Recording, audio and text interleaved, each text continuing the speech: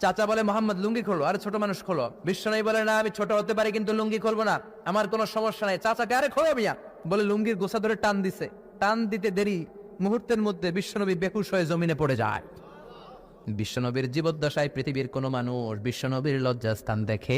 জোরে বলেন দেখে? এজন্য খবরদার, তোমার বোনের পেট পিঠ খালি থাকতে পারবে না, কপালে এক নোক্তা থাকতে পারবে। তোমার বোন বললেই তুমি তারে পাখি ড্রেস কিনে দিতে পারবা না, লেহেঙ্গা 2 পিস 3 পিস কিনে দিতে পারবা না।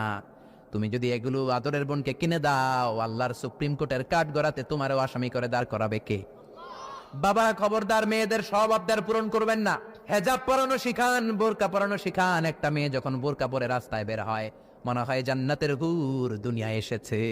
একটা মেয়ের সৌন্দর্য তো হেজাবে, সৌন্দর্য তো বোরকার ভেতরে, সৌন্দর্য তো পর্দার ভেতরে। চিল্লা এখন ঠিক কিনা?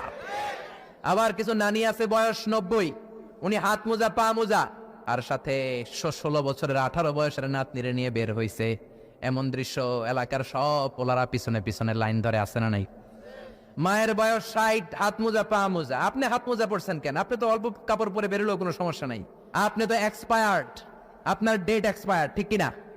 আপনার দিকে তাকাবে না সুন্দরী সুরুষী অষ্টাদশী মায়াবিনী কাজল কালো চোখ মেঘ কালো কেশ আপনার ওই নাতনির দিকে লুলুপ দৃষ্টি দিয়ে বখাটে গুলো তাকাবে, ঠিক কিনা? এজন্য খবরদার, মেয়েদেরকে পর্দা শিখান, মেয়েদেরকে ভদ্রতা শিখান, মেয়েদেরকে ইসলাম শিখান। ফ্যামিলিটারে জান্নাত বানায় দিতে পারে কে?